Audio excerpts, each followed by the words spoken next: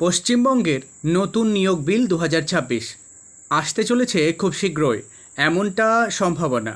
এখানে অনেক নতুন নতুন কিছু বলা হয়েছে, যেটা চাকরির পরীক্ষার্থীদের জন্য খুবই সুন্দর একটা নিউজ হতে চলেছে। ওএমআর শিটের কার্বন কপি প্রদান করা হবে। লিখিত পরীক্ষার পর শিক্ষার্থীদের যাতে উত্তরের সঠিক প্রমাণ রাখতে পারে, তার জন্য ওএমআর শিটের ডুপ্লিকেট কপি বাধ্যতামূলক করা হচ্ছে সমস্ত চাকরির জন্য, এমনটাই এখনও পর্যন্ত জানতে পারা যাচ্ছে। ইন্টারভিউ বা মৌখিক পরীক্ষার নম্বর কমিয়ে ৫ নম্বর করা হচ্ছে। এক্ষেত্রে কী সুবিধে আছে? যাতে কোনো প্রার্থীর চাকরি পাওয়া বা না পাওয়া সম্পূর্ণ নির্ভর করে তার লিখিত পরীক্ষার মেধা এবং প্রকৃত শিক্ষাগত যোগ্যতার উপর। এটা খুবই একটা ভালো দিক চাকরির পরীক্ষার্থীদের জন্যে। বিনামূল্যে ফর্ম ফিল আপ, এটা তো আরোই একটা সুন্দর নিউজ। সাধারণ শিক্ষার্থীদের জন্যে আর্থিক বোঝা কমাতে ফর্ম ফিল আপ বিনামূল্যে করার প্রস্তাব রয়েছে এই নতুন নীতির অংশে। এখন যদি আমরা দেখি আরও একটি গুরুত্বপূর্ণ তথ্য, ওয়েবসাইটে নম্বর প্রকাশ। সমস্ত পরীক্ষার্থীর নম্বর ওয়েবসাইটে প্রকাশ করা হবে। হোয়াটসঅ্যাপ বা এসএমএসের মাধ্যমে পাঠানো হবে না কোনো নম্বর বা কোনো নিয়োগ। সঙ্গে রয়েছে 100 পয়েন্ট রোস্টার।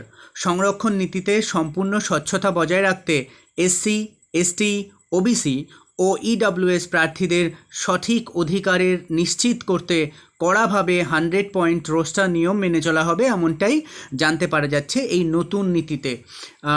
বয়স সীমায় ছাড়, এটা আরও একটি গুরুত্বপূর্ণ নিউজ, যেটা চাকরি পরীক্ষার্থীদের জন্য খুবই ভালো। গ্রুপ এ পরীক্ষা দেবেন যারা, গ্রুপ এ পর্যায়ের, তাদের সর্বোচ্চ বয়সসীমা করা হচ্ছে 41 বছর পর্যন্ত, এখনও পর্যন্ত এমনটাই জানতে পারা যাচ্ছে। যদিও এটা কার্যকর হতে পারে যদি বিলটা পাস হয়ে যায় পশ্চিমবঙ্গের বিধানসভার ক্ষেত্রে। গ্রুপ বি সর্বোচ্চ বয়সসীমা, অর্থাৎ গ্রুপ বি পদে যারা চাকরি পরীক্ষা দেবেন তাদের সর্বোচ্চ বয়সসীমা হবে হচ্ছে 44, এমনটাই জানতে পারা যাচ্ছে এখান থেকে।